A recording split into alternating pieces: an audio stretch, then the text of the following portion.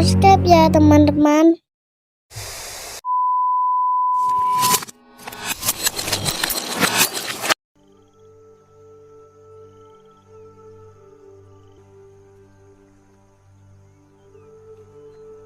Berlatar di Afrika Barat, lebih tepatnya wilayah Sierra Leone.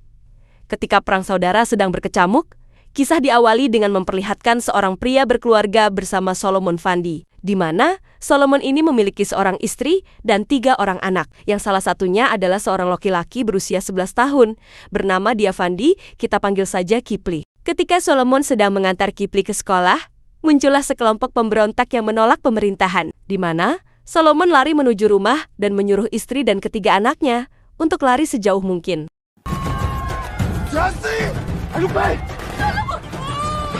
Para pemberontak ini sendiri sudah banyak menimbulkan penderitaan bagi penduduk desa-desa kecil di Afrika, di mana mereka dengan sengaja memotong kedua tangan para korban, hanya agar tidak bisa melakukan pemilihan saat diadakannya pemilu presiden.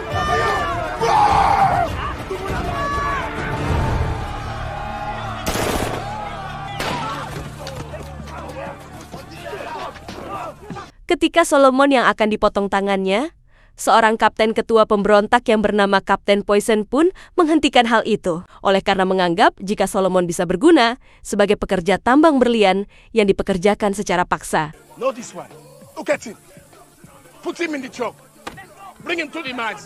Beralih ke sebuah forum dunia bernama Global Witness, yang merupakan organisasi hak asasi manusia, semacam LSM internasional, yang bertugas untuk menyelesaikan masalah seperti eksploitasi sumber daya alam, kemiskinan konflik, dan lain-lain. Di mana bapak-bapak dan ibu-ibu terhormat ini menjelaskan bahwa saat ini Afrika sedang mengalami sebuah konflik serius mengenai kelompok ekstremis yang menguasai tambang berlian, yang dimana hasil penjualan berlian tersebut digunakan untuk persenjataan, yang mereka gunakan untuk memerangi saudara sendiri dan pemerintahan. Di situ juga hadir seorang pemilik perusahaan industri berlian bernama perusahaan Van de Kaap, yang dipimpin oleh seorang pria bernama Simon, di mana di situ beliau diharapkan bisa membantu masalah berlian berdarah yang sedang terjadi di Sierra Leone, Afrika. Mr. Van de Kaap and Mr. Simmons. Kembali ke Afrika, di mana kita akan melihat seorang tentara, sekaligus tokoh utama kita bernama Danny Archer.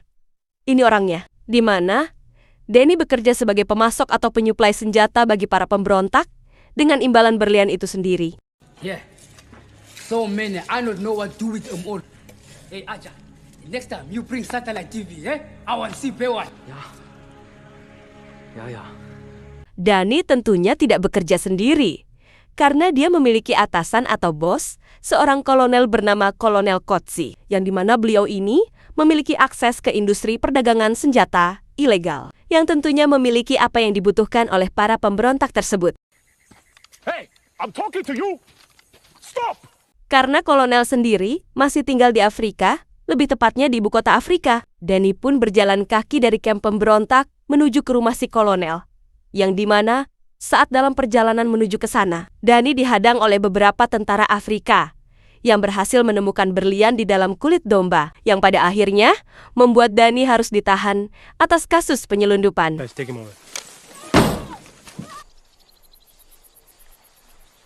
Kembali ke Solomon Fandi dan para pekerja paksa yang tengah menambang berlian di sebuah sungai, di mana Solomon secara tak sengaja menemukan sebutir berlian dengan ukuran yang cukup besar.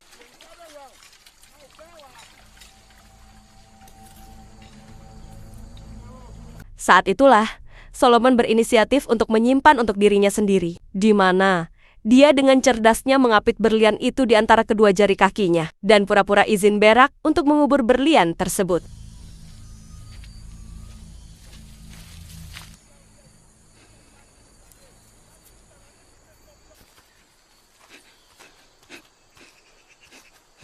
Namun tak diduga, si Kapten Poison itu pun menangkap basah Solomon ketika akan mengubur berliannya, yang pada saat bersamaan, muncullah pasukan tentara yang menggerebek tempat tersebut. Dan kebetulan, Kapten Poison terkena ledakan yang membuat matanya pecah, sehingga Solomon bisa mengubur berlian itu tepat sebelum para tentara menangkapnya.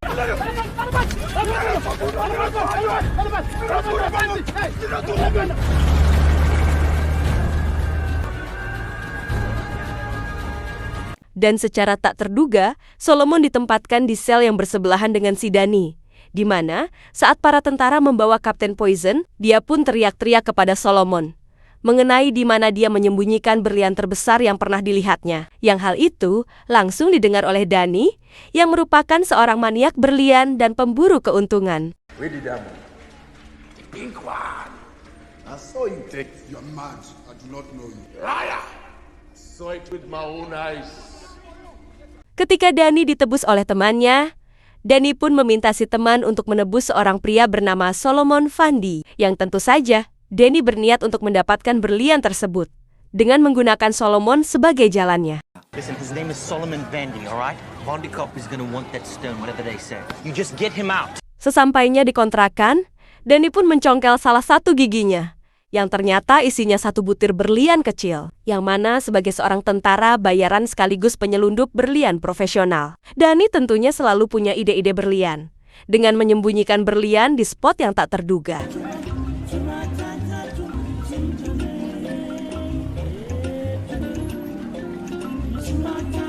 Setelah menjual berliannya, Dani pun pergi ke kafe langganannya, yang di situ terdapat seorang jurnalis asal Amerika bernama Mehdi, di mana si Mehdi ini berniat untuk mengungkap kasus mengenai berlian ke media, termasuk keterlibatan pria dari industri berlian yang kita lihat tadi saat di pertemuan Global Witness, yakni si Simon. Know all about Vandicap. Help me out.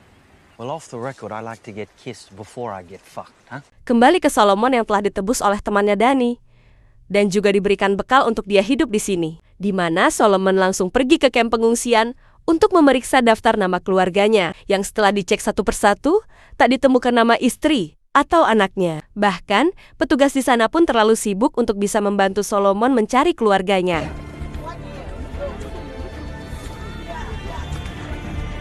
Ternyata, istri dan anak Solomon masih terlunta-lunta bersama para warga lain, di mana para pemberontak akhirnya berhasil menghadang mereka menculik anak Solomon dan membiarkan sang ibu alias istri Solomon menangis histeris.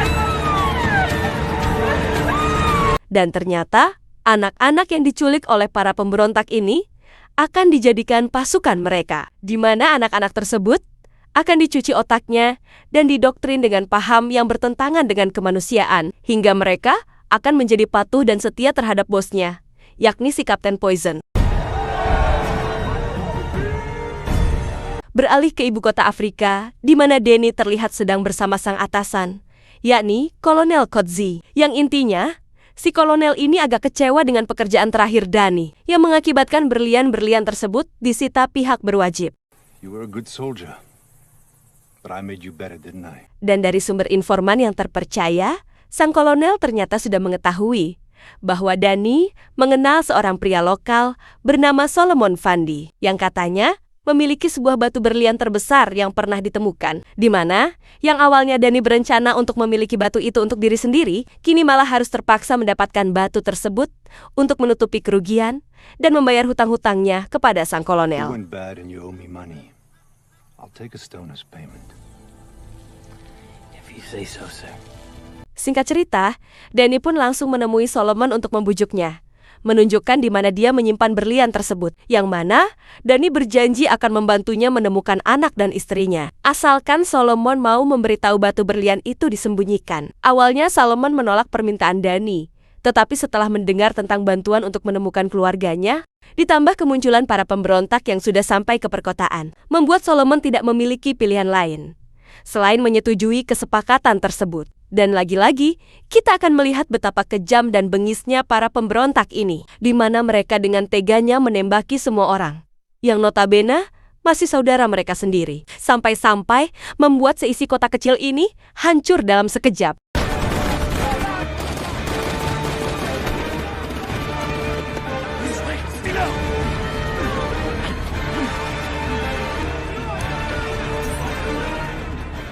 Setelah mereka berdua berhasil selamat dan ikut dalam rombongan para pengungsi, Dani pun menemui Mehdi si jurnalis untuk memintanya sebuah bantuan yang pastinya sudah bisa Anda tebak, bahwa Dani meminta Mehdi untuk menunjukkan di mana kira-kira keluarga Solomon akan diungsikan. Sebagai imbalannya, Dani akan menceritakan semua yang dia tahu tentang bisnis penyelundupan yang dia geluti. Bahkan, keterkaitan pemimpin industri berlian dalam bisnis berlian berdarah ini akan diungkapkan olehnya. And you can prove this. If you help me out, yeah. Right, here it comes. Faktanya, demi berlian tersebut, Danny memainkan sebuah permainan simbiosis mutualisme, dimulai dengan Solomon, yang akan bertemu kembali dengan keluarganya. Maddie, yang akan punya berita untuk tulisannya, dan dia sendiri yang akan diuntungkan, dan akan bisa membayar hutang-hutangnya pada Kolonel Kotsi. I can't believe I just said that. Dengan bantuan Maddie, Solomon dan Danny pun dibawa ke Geni, sebuah kamp pengungsian terbesar kedua di Afrika, di mana di situ Solomon akhirnya bertemu dengan istri dan anaknya. Yang baru saja mereka bertemu, Solomon sudah teriak histeris oleh karena anak sulungnya yang diculik para pemberontak.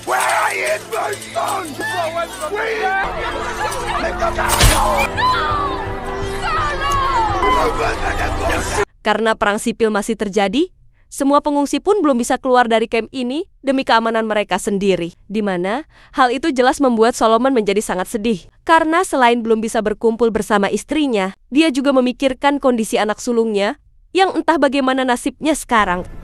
So sorry, Solomon. Melihat Solomon yang sedih, tentu membuat Danny menjadi gusar. Bukan karena kasihan, tetapi karena takut dia menjadi berubah pikiran tentang menunjukkan di mana lokasi berliannya. Sehingga, Danny kembali meminta tolong kepada Maddie untuk ikut ke Sierra Leone bersama dengan kawan-kawan jurnalisnya. Please, Maddie, please. No! Awalnya Maddie menolak, karena dia tidak suka dengan Danny yang memanfaatkan Solomon untuk kepentingannya sendiri. Tetapi setelah Danny menceritakan tentang perusahaan Van de Kaap dan Simons, juga tentang bagaimana mereka bisa membuat berlian-berlian selundupan itu menjadi legal, serta barang bukti berupa nama tanggal dan nomor rekening, barulah Maddie bersedia untuk membantunya, membawa Danny dan Solomon pergi ke Sierra Leone. What if you don't come out with the diamond? Then write whatever you want. I'm already dead.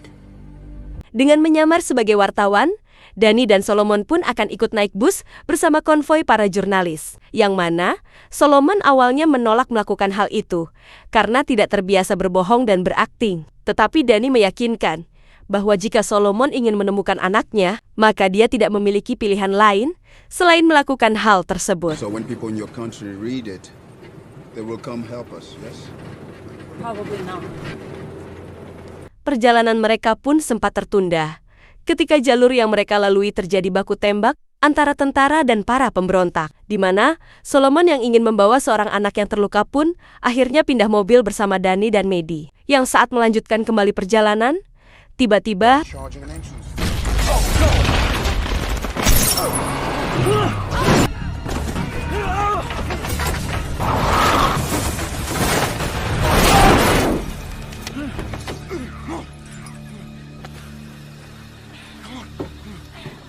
dan ya, di saat semua anggota konvoi tewas, hanya mereka bertigalah yang masih selamat, yang tentu saja berkat bantuan orang dalam, di mana Danny, Solomon, dan Maddie pun berjalan kaki sampai ke tengah hutan.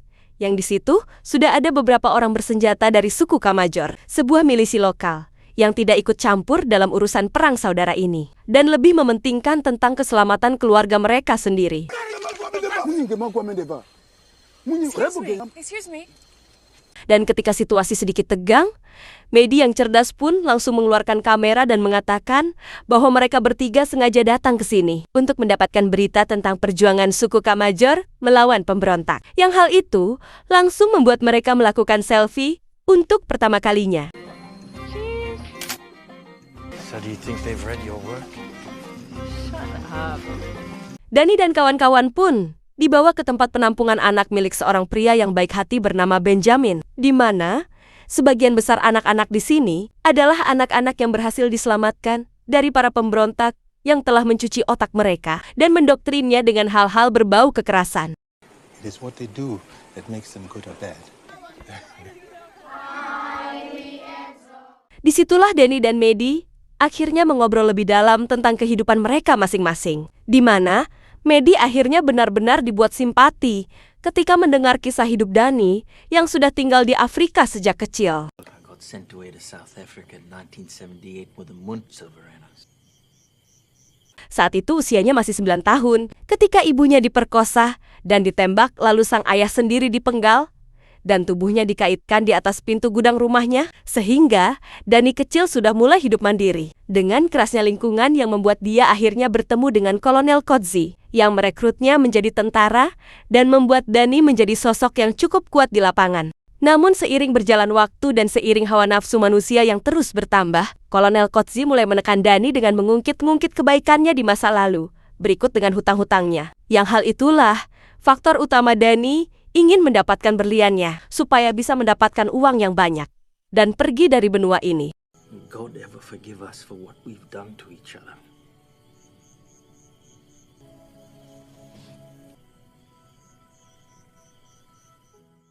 Keesokan harinya, terjadi sebuah insiden ketika Dani dan kawan-kawan akan kembali ke Sierra Leone, di mana Benjamin terluka akibat ditembak oleh 2 pemberontak yang menjaga rute jalan, sehingga Dani terpaksa menuju ke militer tempat Kolonel Kochi bertugas untuk menyerahkan Benjamin kepada tim medis. First we snuff everything that moves out there. And we find your diamond. Ek wil hê julle moet die brug blaas. Lê die myne, laat my weet wanneer julle manne reg. Saat itulah, Dani memutuskan untuk kembali ke Sierra Leone demi berlian dan anaknya si Solomon, di mana Dani sekali lagi meminta bantuan atau memohon kepada Medi untuk mengalihkan perhatian seorang penjaga, sehingga Dani bisa masuk ke sebuah tenda dan mengambil beberapa alat yang diperlukannya. Hal itu tentu membuat Medi merasa sangat keberatan, bukan karena dimintai pertolongan, tetapi karena dia peduli dengan keselamatan Dani dan Solomon yang harus kembali ke zona perang alias Sierra Leone. Solomon masih masuk akal membahayakan nyawa demi sang anak, tapi Medi merasa sangat nyesek ketika sudah tahu bahwa Dani nekat membahayakan nyawanya sendiri hanya untuk sebuah berlian. Office phone, home phone, cell phone. I'm used to being pursued, but what the heck? Since I'm near a phone, yeah. Yeah, right. Menempuh perjalanan berkilo-kilometer, mereka pun akhirnya sampai di markas para pemberontak, yang dimana Solomon sendiri mengubur berlian tersebut di dekat sungai yang tak jauh dari sana, di mana Dani yang tidak ingin mati konyol pun menghubungi si kolonel dan memberitahunya lokasi markas para pemberontak ini, supaya bisa langsung diserang keesokan paginya. Call back at midnight to confirm. Karena sudah tidak sabar lagi, Solomon pun nekat masuk ke dalam kandang singa untuk memastikan anaknya masih hidup, di mana dia akhirnya tahu ketika anaknya justru tidak memperdulikan Solomon dan meneriakinya sebagai musuh akibat dari cuci otak yang dialaminya.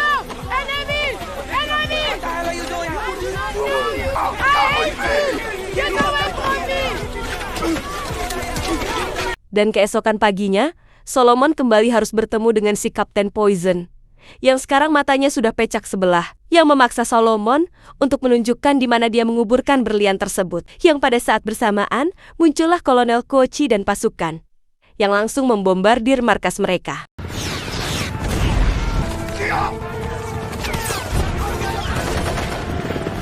Ketika peluru dan bom saling bertabrakan, Dini pun berlari untuk menyelamatkan anak Solomon, yang tentu saja demi berlian tersebut, di mana Solomon sendiri sedang asik menghajar si Kapten Poison menggunakan sebuah skop dan berhasil mencocok kepalanya hingga tewas saat itu juga.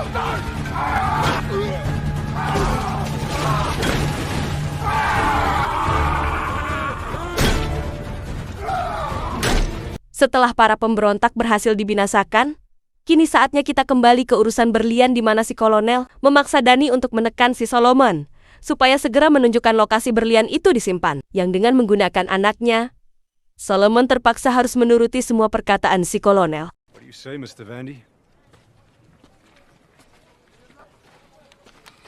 Luitenant, jy is in beheer van hierdie kamp. As enigiemand beweeg, skiet hulle. Sesampainya di lokasi, Solomon pun langsung menggali tanah tempat dia menguburkan berliannya, di mana saat si kolonel sudah tak sabar ingin melihatnya. Saat itulah Dani dan Solomon langsung menumbangkan mereka semua dan membunuh si kolonel Kochi, yang selama ini sudah membuat hidup Dani menjadi tidak tenang.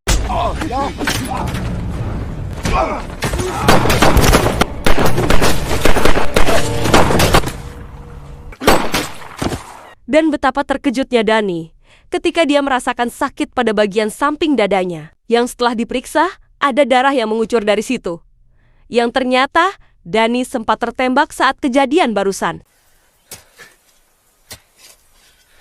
Setelah Solomon berhasil menemukan berlian yang dia kubur, dan para pasukan Kolonel Quincy datang untuk menyusul. Saat itulah mereka berlari ke perbukitan, di mana dalam perjalanan menuju ke sana, Danny pun meminta Solomon menyerahkan berliannya. Untuk kemudian, dia menghubungi pilot langganannya untuk menjemput mereka di titik yang telah ditentukan. Nabil, where are you? I'm nearly there.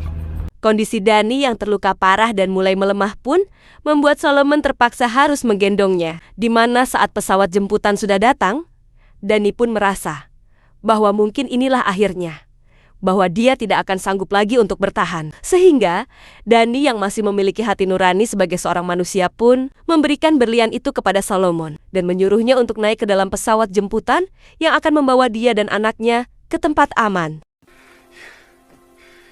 Take your boy home, huh?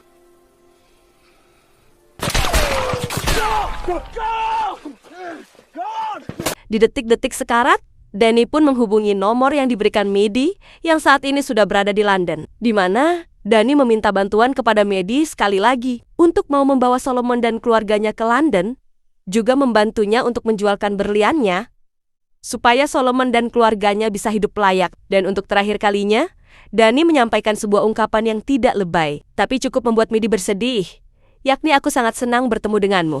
I'm really happy I met you.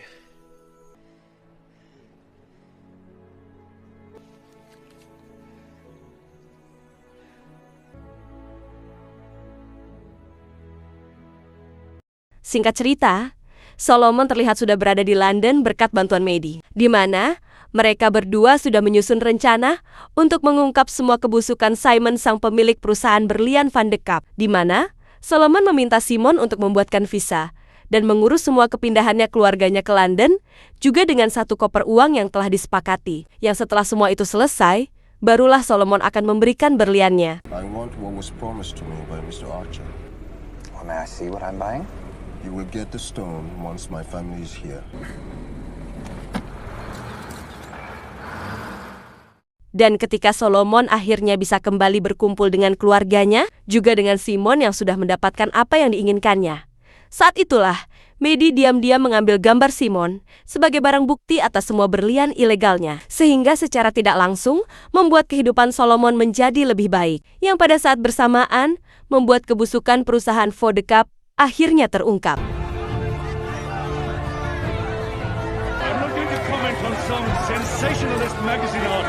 Dan ingat, semua ini tidak akan terjadi jika bukan karena jasa seorang pria yang awalnya hanya memikirkan diri sendiri, ternyata di hati terdalamnya masih punya rasa peduli terhadap orang lain. Dan itu nampaknya lebih baik daripada orang yang nampak peduli pada sesama, berkoar-koar di media, mengupload kebaikannya di jejaring sosial, yang padahal sedikit pun tidak memperdulikan orang di sekitarnya. Tamat. Terima kasih sudah menyaksikan alur cerita film sampai akhir. Jangan lupa subscribe dan sampai jumpa di movie berikutnya.